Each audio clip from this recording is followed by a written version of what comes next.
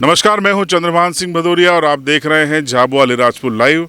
मैं इस समय एमपी गुजरात की पिटौल बॉर्डर से बोल रहा हूं और आपको बताना चाहता हूं कि मुख्यमंत्री शिवराज सिंह चौहान ने बीते 96 घंटे पहले ऐलान किया था कि गुजरात और अन्य राज्यों में फंसे मजदूरों को वापस उनकी सरकार लेकर आएगी।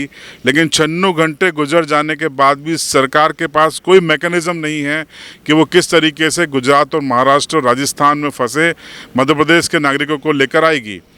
आज 96 घंटे की अगर हम बात करें तो कल शाम को एक ऑर्डर जारी होता है मध्य प्रदेश सरकार का, जिसमें कहा जाता है कि गुजरात और महाराष्ट्र या अन्य राज्यों में फंसे मजदूर अपने ई पास के लिए अप्लाई करें और ई पास उनको दिया जाएगा, जिससे वो अपने साधनों से यहाँ पर आ जाएं।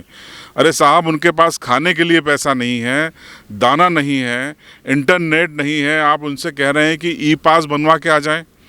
सवाल ये है कि ई पास बनाना इतना आसान है? शिवराज सिंह चौहान मुख्यमंत्री समेत क्या उनकी कैबिनेट के मेंबर खुद ई पास बनाने में सक्षम हैं? सरकार के मंत्रियों और अफसरों ने तो ई गवर्नेंस की एक टीम लगा रखी है अपने इंटरनेट से संबंधित सारे कामों के लिए। और जो आदिवासी गुजरात में यहाँ पर जब काम नहीं मिलता है, अपनी रोजी रोटी के लिए गुजरात, महाराष्ट्र या बाहर जाते हैं, फावड़ा और तगारी तोड़ते हैं, उनसे कहा जाता है कि आप ई पास बनाइए। 90% से ज़्यादा लोगों को इंटरनेट चलाते नहीं आता है। उनसे कहा जाता है कि गूगल पे जाइए और अंग्रेज़ी में टाइप कीजिए और ई पास के विंडो में घुसिए और इतनी टिपिकल उसकी चीज़ें हैं कि उसके बाद आप ई पास अप्लाई कीजिए। ये मूर्ख बनाया जा रहा है।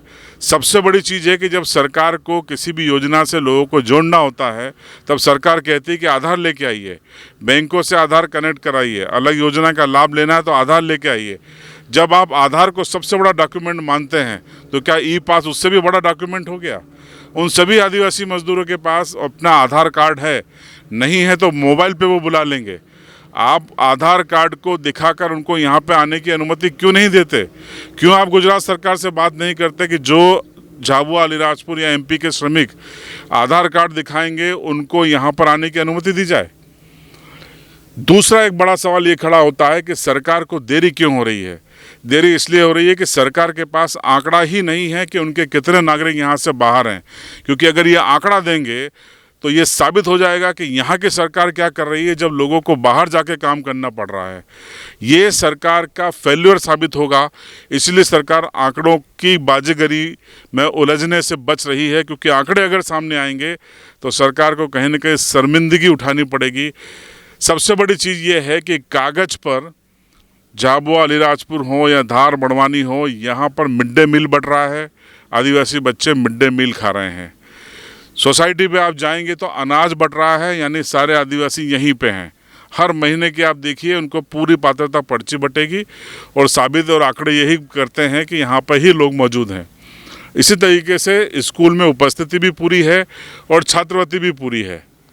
लेकिन सवाल ये है कि अगर कागज़ पर ये सभी लोग यहाँ पर हैं तो आप गुजरात सरकार से किस लिए बात कर रहे हैं? गुजरात सरकार से बातचीत जारी है मध्य प्रदेश सरकार की। और यहाँ मैं बात करूँगा सियासतदानों की। आपने देखा है बंगलों में छुपे हुए हैं आपके नेता और आपके जनप्रतिनिधि। अगर उनकी कोई सभा होती तो सैकड़ों बसें लगा दी जाती है, वाहन लगा दिए जाते हैं, आपको बुलाया जाता है, आप भीड़ का हिस्सा बन जाते हैं। आपको 4 पूड़ी और 4 तली हुई मिर्ची देकर शाम को रवाना कर दिया जाता है। इन नेताओं से मेरी यही गुजारिश है कि आप फिर से 4 पूड़ी और 4 तली हुई मिर्ची दे दीजिए, लेकिन उनको वहां जाकर वाहन भिजवाइए और उनको लेके आइए। आपके अपने लोग हैं और उन्हीं के वोटों के दम पर आप सत्ता की मलाई खाते हैं और लग्जरी लाइफ स्टाइल को जीते हैं, बंगलों में जीते हैं। लेकिन इन नेताओं से ये सवाल करेगा कौन? और अब लगे हाथ सरपंच और सचिवों की बात। 5 साल तक आप बगैर ग्राम सभा के काम करते हैं। जब आपका चुनाव होता है तो आप गाड़ियां भेज के गुजरात और महाराष्ट्र और राजस्थान से लोगों को लाते हैं। लेकिन इस बार सारे सरपंचों ने चुप्पी साध रखी है। कोई जाने को तैयार नहीं है, कोई खर्च करने को तैयार नहीं है, क्योंकि उनको वोट नहीं मिलना है। ये कैसी सियासत है? ये कैसी राजनीति है? इस बार वक्त है आप अपने नेताओं को सबक सिखाइए, सरपंचों को सबक सिखाइए और उन अधिकारियों को भी सबक सिखाइए। मेरे पास एक आंकड़ा है जो मैं आपको बताऊंगा, ये मेरा नहीं है, सर्व शिक्षा अभियान का आंकड़ा है, जो ये कहता है कि इस साल चालू शैक्षणिक वर्ष में अलीराजपुर, बड़वानी, धार और झाबुआ में मिलकर 72,544 बच्चे ऐसे हैं जिनके परिवार पलायन कर चुके हैं।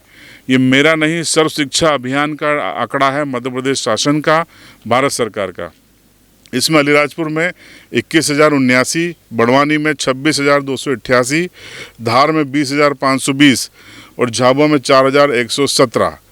यहाँ भी गड़बड़ है, झाबुआ के आंकड़ों में गड़बड़ है। 4,117 बच्चे ही ऐसे हैं जिनके परिवार पलायन कर गए हैं, ये कहा गया है। तो ये सर्वे भी फर्जी है, फेक है, मैं ऐसा मानता हूँ। हकीकत में 1.5 लाख से ज़्यादा बच्चे ऐसे हैं जिनके माँ बाप पलायन कर गए हैं काम की तलाश में, अपने पेट की, अपने परिवार की भूख मिटाने के लिए। इस वीडियो में जो गुस्सा था मैंने अपना रिएक्ट किया। सबसे बड़ी सवाल ये है कि आप लोग सवाल कब करेंगे, जिम्मेदारों से सवाल कब करेंगे। आपके वोट से सरकारें बनती हैं, आपके वोट से सिस्टम चलता है, लेकिन आप इनकी सरकार और सिस्टम बनाकर तगारी उठाने के लिए चले जाते हैं बाहर और यहाँ पर इस सत्ता की मलाई खाते हैं। अब की बार जब आप लौटें तो पूछिएगा कि क्यों हमको बाहर जाना पड़ता है, क्यों यहाँ पर हमको रोज़गार नहीं है, क्यों हमारी पंचायत में रोज़गार नहीं है। जब तक आप नहीं बोलेंगे, सवाल नहीं खड़े करेंगे, तब तक आपके जीवन में ऐसा ही होता रहेगा।